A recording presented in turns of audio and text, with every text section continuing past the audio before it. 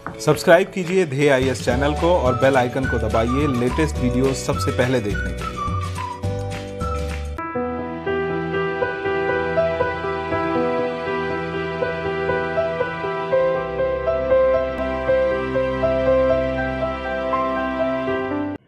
नमस्कार, मैं सुनील वर्मा ध्येय आईएएस टीम की ओर से आपका स्वागत करता हूं ध्येय टीवी पर। हम बात करेंगे डेली करंट अफेयर्स के अपने प्रोग्राम पर, जैसा कि हम प्रतिदिन करते आए हैं। आज की वीडियो में मैं 3 टॉपिक डिस्कस कर रहा हूं। पहला जो टॉपिक है उसमें हम बात करेंगे अमेरिका और चीन के बीच फ्लाइट्स अर्थात हवाई जहाज की यात्रा को लेकर उभरे एक विवाद पर। वहीं जो दूसरी खबर है उसमें हम बात करेंगे भारत और ऑस्ट्रेलिया के बीच में हाल ही में साइन हुए कुछ एग्रीमेंट और कुछ मेमोरेंडम पर। और जो तीसरी खबर है उसमें हम बात करेंगे मालाबार नौसैनिक अभ्यास इस समय क्यों चर्चा में बना हुआ है, इसको हम डिस्कस करेंगे। ये जो दूसरी और तीसरी खबर है ऑस्ट्रेलिया से रिलेटेड और मालाबार नौसैनिक अभ्यास से रिलेटेड, इसको हम दोनों को एक साथ डिस्कस करेंगे, जिससे भारत और ऑस्ट्रेलिया के संबंधों की मजबूती को आप समझ सकें। तो आइए एक एक करके इन खबरों को हम विश्लेषित करते हैं। सबसे पहले हम बात करेंगे अमेरिका और चीन के बीच फ्लाइट अर्थात जो है कि हवाई जहाजों की यात्रा को लेकर उभरे विवाद पर।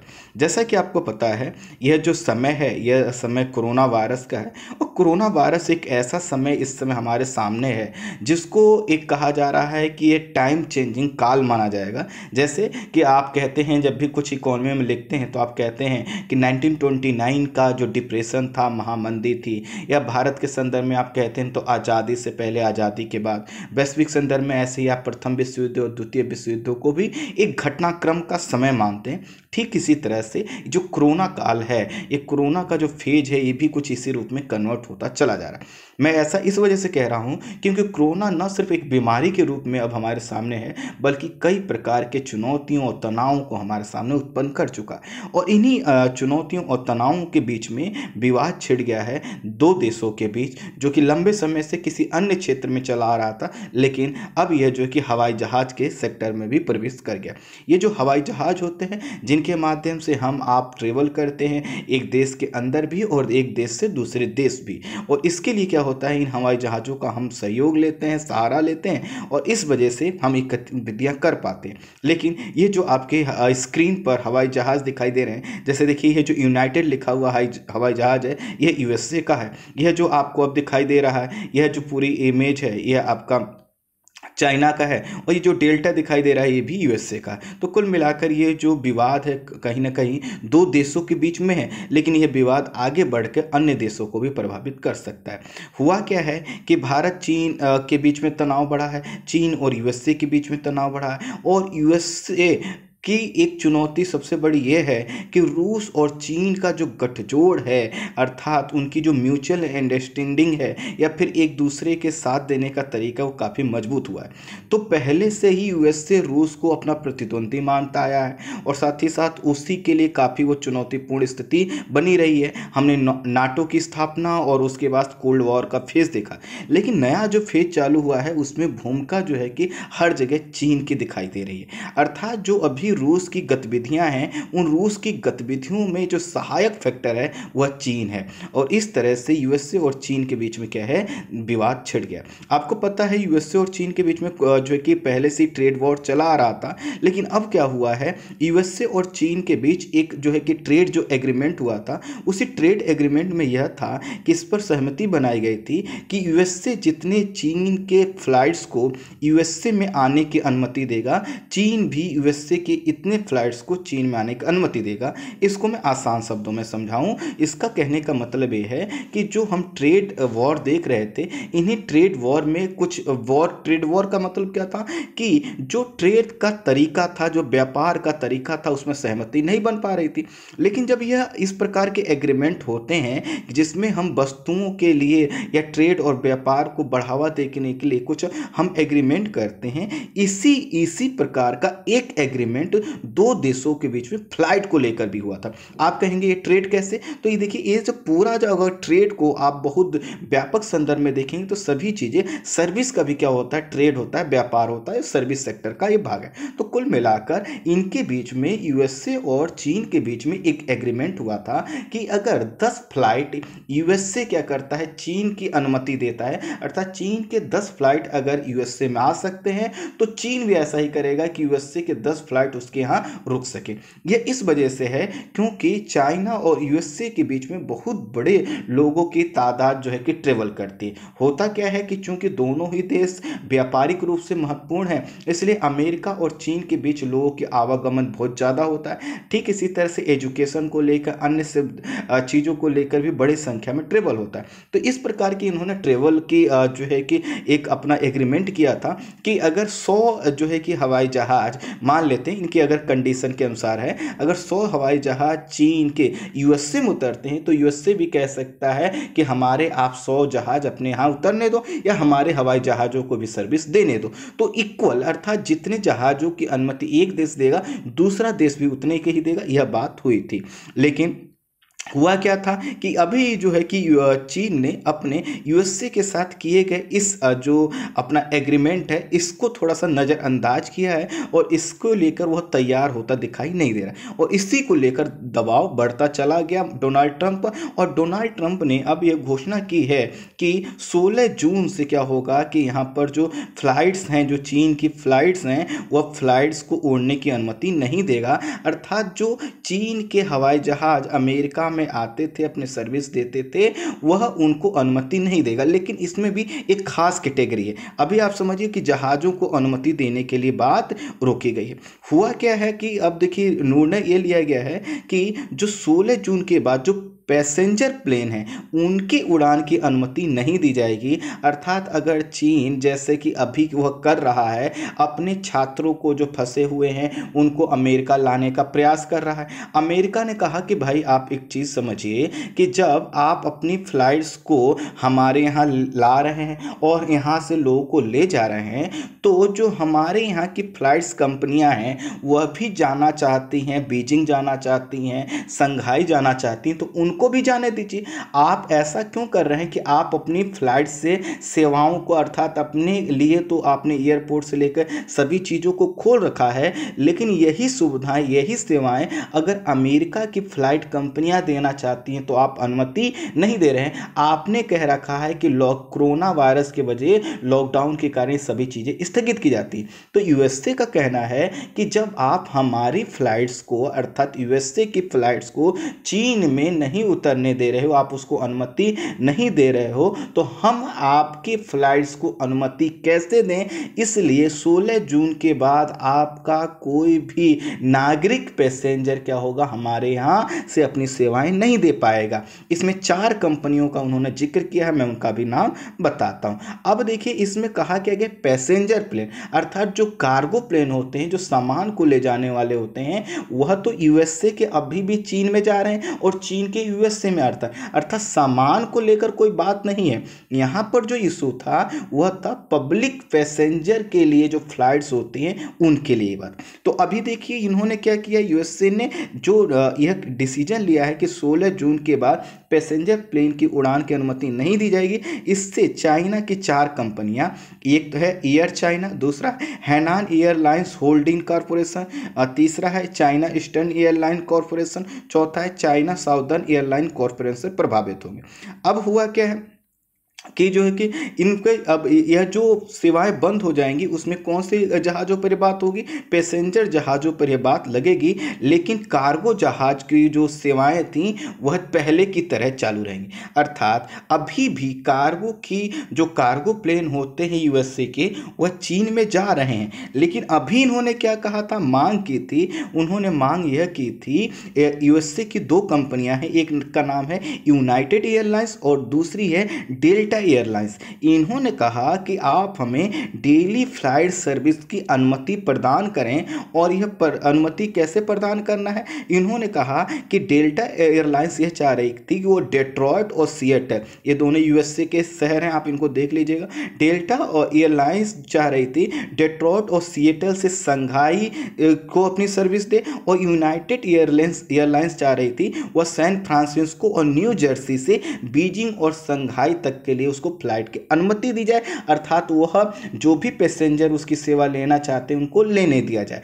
तो चीन ने इस पर जो है कि यह जो इनका प्रस्ताव था, इस पर चीन ने कोई भी सकारात्मक उत्तर तो छोड़ी, कुछ इस तरह से डिनाई भी नहीं किया, इसको ठंडे बस्ते में डाल दिया। और ये 1-2 दिन से बात नहीं चल रहा है, ये लंबे समय से बात चल रहा है। तो इसके वजह से जो एयरलाइंस थी यह यूएसए गवर्नमेंट से लंबे समय से कह रही थी, और डोनाल्ड ट्रंप ने खुद ट्वीट करके जो है कि चीन के अपने जो उनके काउंटर पार्ट्स हैं, जो उनके प्रमुख नेता हैं, उनको सूचित किया कि आप हमारे जो एयरलाइंस हैं, जैसे कि कार्गो, यूएसए के कार्गो अभी तक आपके यहाँ जा रहे हैं, सामान लेके आ रहे हैं, हमारे यहाँ के जो पैसेंजर प्लेन हैं उनकी भी अनुमति दे। लेकिन ऐसा चीन के द्वारा नहीं किया गया, और उसकी प्रतिक्रिया में यूएसए ने कहा है कि 16 जून के बाद हमारे यहाँ से भी आपकी कोई पैसेंजर प्लेन नहीं उड़ान भर पाएगी। ये पूरा मामला है। अब आप कहेंगे इससे क्या होगा, तो इसको एक आंकड़े से देखिए। वर्ष 2018 में लगभग 8.5 मिलियन लोगों ने यूएसए और चीन के बीच जो है कि फ्लाइट से यात्रा की, अर्थात इन दोनों देशों की विमान सुविधाओं का लाभ लिया। अब समझिए, अगर चीन के ऊपर ऐसा प्रतिबंध लगता है तो क्या सिर्फ चीन ही प्रभावित होगा? यार, चीन के जो भी बहुत से फ्लाइट्स बहुत से देशों से उड़ते थे वह अमेरिका तक नहीं पहुंच पाएंगे, और वहां के लोगों को किसी दूसरे एयरलाइन से या किसी दूसरे देश से क्या होगा, ट्रेवल करना पड़ेगा। और यही बात आगे चलकर अगर चीन भी यह कह देता था कि वह यूएसए के साथ एयर कनेक्टिविटी समाप्त कर लेगा, तो आने वाले समय में चुनौतियां कितनी बढ़ जाएंगी। वर्ष 2018 का डेटा देखिए, 8.5 मिलियन लोग हैं, लाख लोग नहीं हैं। आप समझ सकते हैं संख्या कितनी बड़ी है। इसीलिए यूएसए द्वारा ये कहा गया कि अगर आप ऐसा नहीं खोलते हो तो हम जो है कि हम भी क्या करते हैं, बंद लगाते हैं। और यूएसए बार बार यह कह रहा है कि चीन जिस तरह से ट्रेड के जितने नियम थे उनको जो है कि अबॉलिश कर रहा है, ठीक उसी क्रम में इन्होंने कहा है कि चीन जो है कि जहाज़ों के आने जाने पर ये जो रोक लगा रहा है, ये अंतर्राष्ट्रीय समुदाय के लिए चिंताजनक मुद्दा है, क्योंकि इससे न सिर्फ वस्तुओं और सेवाओं का जो है कि प्रसार और जो है कि आवागमन प्रभावित होगा, बल्कि आने वाले समय में एक यह जो है कि तनाव का मुद्दा बन जाएगा कि जब भी किसी दो देश में तनाव हो, किसी एग्रीमेंट को लेकर इशू हो, आप फ्लाइट को बंद कर दीजिए, ये खतरनाक है। तो लोग कह रहे हैं कि यूएसए को भी यहाँ पर थोड़ा सा संयम रखने की ज़रूरत थी, और पहले 1-2 हाई लेवल की मीटिंग करने की ज़रूरत थी। लेकिन वहाँ पे ये कहा जा रहा है यूएसए में कि भाई यहाँ पर इन लोगों को हम लोग लंबे समय से सूचित कर रहे हैं कि आप ऐसा एक्शन लो, अर्थात हमारे हवाई जहाज़ों को भी, हमारे पैसेंजर जहाज़ों को भी जाने दो, जैसे हमारे कार्गो जहाज़ों को जाने दे रहो। लेकिन इन्होंने ना तो कोई टिप्पणी की और ना ही हमें कोई किसी प्रकार से सूचित किया। इसलिए चूंकि चीन खुद जो है कि ट्रेड एग्रीमेंट में लिखित बातों का उल्लंघन कर रहा है, इसलिए हमने उसकी प्रतिक्रिया में ऐसा किया।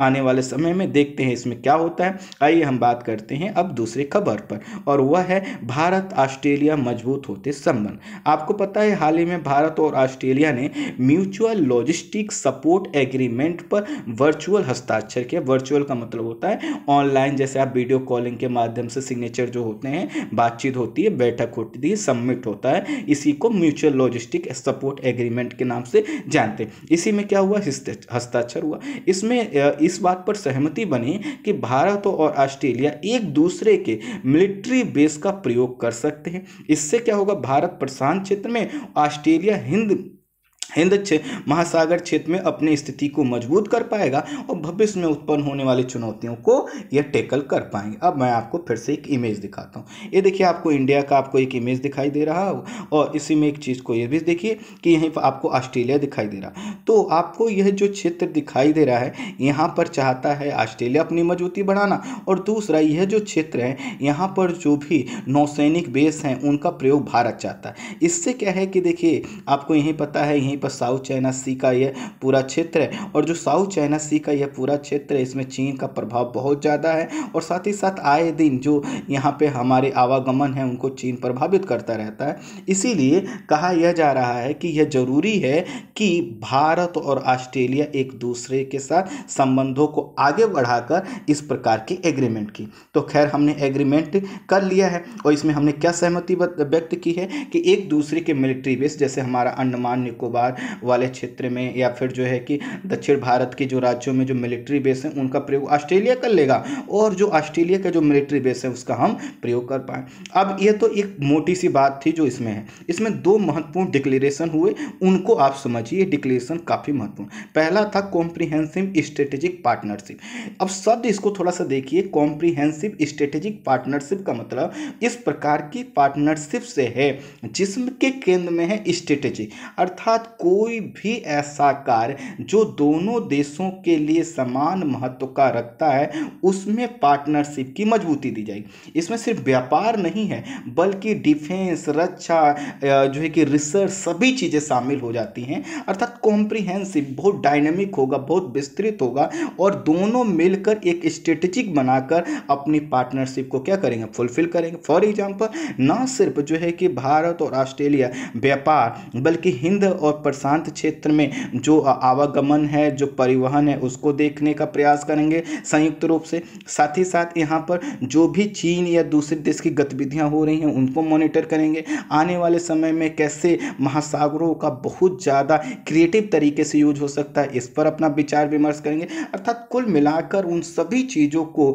इसमें शामिल किया जा सकता है जो दो देश एक दूसरे के सहयोग के लिए या अपने एक दूसरे के लाभ को देखते हुए करते हैं। तो पहला डिक्लेरेशन कौन सा था आपका, कॉम्प्रिहेंसिव स्ट्रेटेजिक पार्टनरशिप। बहुत व्यापक ये पार्टनरशिप होती है, इसके अंतर्गत लगभग सब कुछ आ जाता है। दूसरा था joint declaration on shared vision for maritime cooperation in the Indo Pacific. अर्थात जो है कि जॉइंट डिक्लेरेशन है, संयुक्त घोषणा पत्र है कि विजन, अर्थात जो हमारा लक्ष्य है कि इंडो पैसिफिक वाला जो एरिया है इसमें कैसे हम शांति स्थापित कर सकते हैं, किसी दूसरे देश के प्रभाव को रोक सकते हैं, कैसे हम मेरीन जो रिसोर्सेज हैं अर्थात समुद्री संसाधन है उनका उपयोग कर सकते हैं। ये सब चीज़ें इसमें कही गई। कुल मिलाकर आने वाले समय में यह हिंद प्रशांत का जो क्षेत्र है इसमें इंडिया और ऑस्ट्रेलिया काफ़ी जो है कि मजबूत देश के रूप में और एक अच्छे पार्टनर के रूप में उभर सकते हैं अगर जो भी कुछ कहा जा रहा है वह जमीन पे उतरता है तो।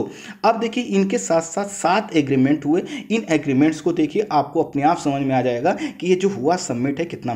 पहला है framework agreement on cyber and cyber enable critical technology cooperation. अर्थात आपको पता है कि इंडिया से लेकर सभी देश इस समय साइबर जो है कि टेररिज्म, साइबर अटैक का सामना कर रहे हैं, और भारत जैसे देश में जहां का टेक्नोलॉजी और थोड़ा रिसर्च का लेवल अभी बहुत ज़्यादा हाई नहीं हो पाया। हालांकि आईटी के क्षेत्र में हमने अच्छा काम किया, बावजूद इसके बहुत कुछ ऐसा है जो साइबर के क्षेत्र में हमें काम करना है, उसमें हमने सहयोग के लिए एग्रीमेंट किया। उसके बाद हमने एग्रीमेंट किया है concerning mutual logistic support. Logistic का मतलब होता है कि जो भी उपकरण चाहिए, चाहे वो सैन्य उपकरण हो, किसी भी प्रकार के उपकरण हो, तो दोनों एक दूसरे के कंसर्न को समझेंगे, आवश्यकताओं को समझेंगे और उसको फुल करने का प्रयास करेंगे।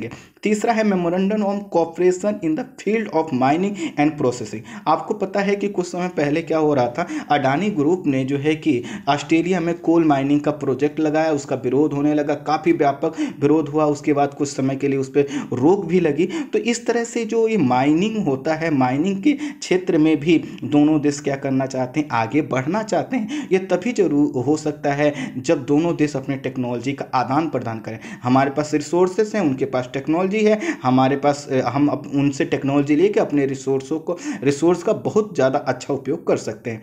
अगला है memorandum of understanding on water resource management. अर्थात जो भी जल है, चाहे समुद्री जल हो या कोस्टल एरिया का जल हो या नदी का जल हो या फिर ग्राउंड वाटर जल हो, कैसे इसका अच्छा उपयोग कर सकते हैं, इस पर एग्रीमेंट पे बात हुई। आपको याद होगा कुछ समय पहले अभी मैंने कहा था ऑस्ट्रेलिया में 10,000 ऊँटों को मारा जा रहा था। कारण यह था कि लोग जो ऑस्ट्रेलिया के कुछ क्षेत्र ऐसे हैं जहाँ पे पानी की सप्लाई ख़त्म हो गई थी और वहाँ पे जो जानवर थे वो घरों में जाकर लोगों की एसी तक का पानी अर्थात एसी से निकलने वाला पानी तक पी जा रहे थे और लोगों के जो भी पानी भर के रखते थे उसको जानवर पी जाते थे। तो कहीं ना कहीं दोनों देश जो है कि इस समय वाटर क्राइसिस का सामना कर रहे हैं, उससे निपट पाएंगे। आगे है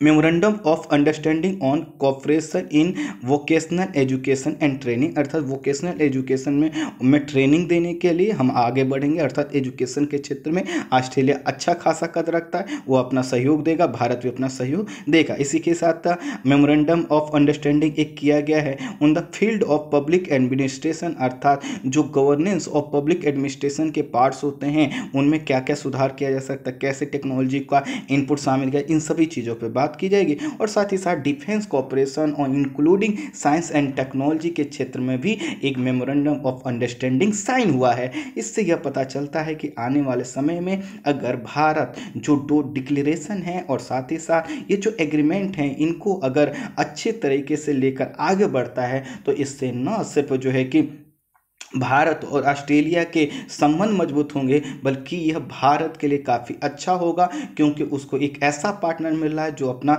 जो भी उसके पास टेक्नोलॉजी है, जो चीज़ें हैं वो सब उसके साथ शेयर करने का तैयार है। खैर यह तो था पूरा यह जो एग्रीमेंट हुआ है। अब देखिए ये एग्रीमेंट इतना महत्वपूर्ण है क्या। आपको पता है पिछले कुछ माह से चीन के साथ भारत और ऑस्ट्रेलिया दोनों के विवाद चल रहे हैं। ऑस्ट्रेलिया जो है कि कह रहा है कि कोरोना वायरस के लिए चीन रिस्पॉन्सिबल है और हमें जो कि 5 आइज अर्थात जो 5 आंखों के नाम से जो समूह जाना जाता है, चूंकि ऑस्ट्रेलिया न्यूजीलैंड भी इसके भाग हैं, तो ऑस्ट्रेलिया कह रहा है कि भाई हमें इन्वेस्टिगेशन करने दो। चीन इसको डिनाई करते आया है, तो उसके वजह से कई प्रकार के आपने स्टेटमेंट चाइना के तरफ से सुने होंगे कि हम ऑस्ट्रेलिया पर प्रतिबंध लगा देंगे और बहुत सी चीज़ें। तो कुल मिलाकर ऑस्ट्रेलिया और चीन के संबंध तो तनावपूर्ण ही हैं और कुछ समय से आप देख रहे हैं हमारे जो बाउंड्री वाला क्षेत्र है अर्थात लाइन ऑफ एक्चुअल कंट्रोल वाला एरिया है, वहाँ पर चीन का जो आक्रामक व्यवहार है, जो नीतियां हैं, उससे क्या हुआ हिंद प्रशांत क्षेत्र में दोनों अर्थात भारत और ऑस्ट्रेलिया की चिंताएं बढ़ गई हैं। और इसलिए चिंताएं बढ़ गई हैं क्योंकि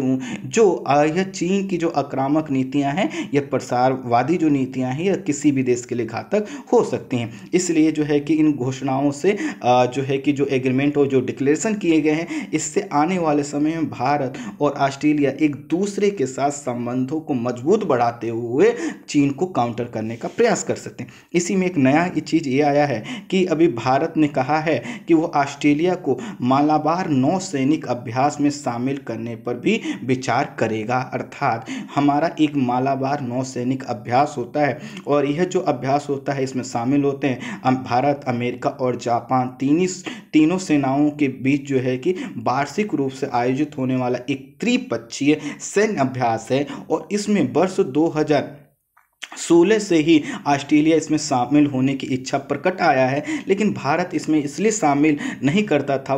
भारत को लगता था कि हो सकता है कि हम ऑस्ट्रेलिया को भी शामिल कर लें तो चीन को कहीं गलतफहमी हो जाए कि ऐसा तो नहीं है कि हमें अर्थात चीन को काउंटर करने के लिए ऐसा किया जा रहा है। इस चीज़ से भारत जो है कि किसी प्रकार के तनाव को नहीं बढ़ाना चाहता था, इसलिए बार बार जो है कि ऑस्ट्रेलिया के द्वारा अपील करने पर भी कि मालाबार नौसैनिक अभ्यास का हमको भी हिस्सा बनाया जाए, जिसमें भारत, अमेरिका और जापान हैं, लेकिन भारत इस पर सहमति अपनी नहीं दे पा रहा था। इसकी जो मालाबार नौसैनिक अभ्यास है इसकी शुरुआत 1992 में हुई थी। भारत और अमेरिका ने इसको मिलकर स्टार्ट किया था। वर्ष 2015 में जापान भी जुड़ गया। उसके एक वर्ष बाद ऑस्ट्रेलिया ने भी कहा कि भाई हमको भी शामिल करो, लेकिन भारत ने कहा कि चूंकि चीन के साथ हमारे संबंध तनावपूर्ण हो सकते हैं इसलिए। लेकिन अब चूंकि क्या हुआ है कि हर जगह आप देख रहे हैं जो भी कुछ विवाद उभर रहा है उसके केंद्र में चीन है, तो अब भारत को भी लग गया है और ठीक इसी तरह से हमारा जो बाउंड्री डिस्प्यूट है वो तनावपूर्ण हो गया है। तो भारत ने कहा है कि अब चीन जो सोचता है वह सोचता रहे। अब हम क्या करेंगे कि हम अपना जो गठबंधन है उसमें 3 देशों को बढ़ाकर 4 देशों को शामिल करने पर विचार करेंगे। स्वाभाविक है अगर ये सभी देश अर्थात भारत, जापान, अमेरिका इसके लिए तैयार हो जाते हैं तो क्या होगा, ऑस्ट्रेलिया भी इसका भाग बन जाएगा। एक चीज़ और ध्यान दीजिएगा कि पहले से ही जो चारों देश हैं इनका एक संगठन है जिसका नाम जानते हैं, क्वेड। तो क्वेड में आपको पता है कौन है, भारत है, ऑस्ट्रेलिया है, यूएसए और जापान है। तो इस क्वेड में से जो है कि सिर्फ ऑस्ट्रेलिया मालाबार नौसैनिक अभ्यास का हिस्सा नहीं था, बाकी देश थे ही थे। और क्वेड के जो सदस्य देश हैं वो भी कह रहे थे, लंबे समय से कह रहे थे कि अब हमें थोड़ा सा खोलकर और ये जो है कि काफ़ी एग्रेसिव रूप से हमें आगे आना चाहिए और चीन को रोकने का प्रयास करना चाहिए, क्योंकि भारत की अपनी भी कुछ चिंताएं हैं, उसकी सॉफ्ट पॉलिसी है अपनी, इस वजह से तैयार नहीं हो रहा था। लेकिन जिस तरह से इस बीच चीन की हरकतें सामने आई हैं, भारत ने कहा है कि वो अपनी नीतियों पर अब विचार कर रहा है और हो सकता है वो ऑस्ट्रेलिया को भी इसमें शामिल कर सकता है। अगर ऐसा हो पाता है तो आने वाले समय में क्वेड का एक नौसैनिक अभ्यास होगा और इसका नाम होगा मालाबार नौसैनिक अभ्यास, जो कि क्वेड के नौसैनिक अभ्यास के नाम से जाना जाएगा। अब यही इस वजह से कुछ लोग कह रहे हैं कि संभव हो पाएगा, क्योंकि जो दोनों देश हैं अर्थात भारत है और ऑस्ट्रेलिया है, ये पहले से ही मुक्त, खुले, समावेशी और समृद्ध हिंद प्रशांत क्षेत्र के समर्थक रहे हैं। अर्थात इनका मानना है कि पूरा जो ये समुद्री क्षेत्र है ओपन होना चाहिए, सबके लिए फ्री होना चाहिए, इसमें जो विकास हो उसमें किसी एक देश का अधिकार नहीं होना चाहिए और टोटल जो यहाँ पर सदस्य देश हैं या देश हैं यहाँ पे इस महासागर में सबका विकास होना चाहिए, तभी समृद्धि आएगी। अगर ऐसा होता है तो क्या होगा, इस पूरे क्षेत्र के लिए अच्छा होगा। और इसी चीज़ की जब घोषणा की है तो ऑस्ट्रेलिया के जो उच्चायुक्त हैं उन्होंने इसे एक सकारात्मक कदम बताया है और अपनी प्रसन्नता व्यक्त की है।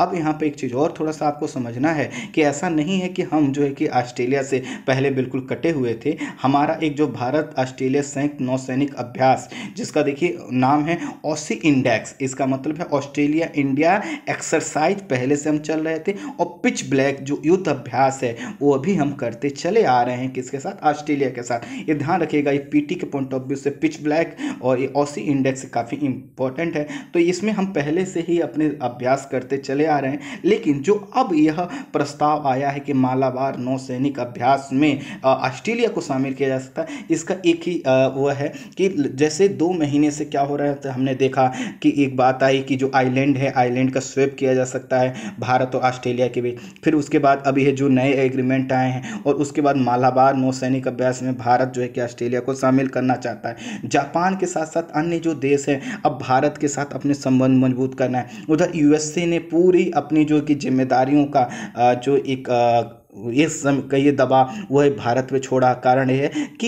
यह जो पूरा क्षेत्र है इसमें भारत ही एक ऐसा देश है जो चाइना को टैकल कर सकता है, जिसका सामना कर सकता है और उसको अपने कदम पीछे खींचने पर मजबूर कर सकता है, जैसा कि अभी जो है कि हमने बॉर्डर डिस्प्यूट पर देखा है। और इसी के कारण जो है कि भारत और ऑस्ट्रेलिया के जो संबंध है वो मजबूत होते चले जा रहे हैं। यहाँ पे भी ध्यान दीजिएगा कि जो सैन्य सहयोग है पिछले 6 सालों में ऑस्ट्रेलिया के साथ जो सैन्य सहयोग है उसमें 4 गुना वृद्धि हुई है और यह जो वृद्धि और एक्सट्रीम लेवल पर ऊपर बढ़ जाएगी यदि यह शामिल हो जाता, ऑस्ट्रेलिया भी मालाबार नौसैनिक सैन्य अभ्यास में शामिल हो जाता। इससे फायदा ये होगा कि ये जो इन्होंने एग्रीमेंट किए, 7 एग्रीमेंट किए और साथ ही साथ 2 डिक्लेरेशन किए और हिंद प्रशांत क्षेत्र को जब यह पूरी तरह से अपने कंट्रोल में करना चाहते हैं तो जरूरी है कि जिसके साथ अर्थात ऑस्ट्रेलिया के साथ जब हम एग्रीमेंट कर रहे हैं तो ऑस्ट्रेलिया की नौसेना के साथ हमारी ट्यूनिंग अच्छी हो, हमारे संबंध अच्छे हों। ये तभी हो सकता है जब हम क्या करें, इसी तरह से म्यूचुअल जो आपके एक्सरसाइजेज होते हैं उसमें भागी हों, सहभागी। तो कुल मिलाकर यही पूरा टॉपिक था आज के लिए। इतना ही। Thank you so much.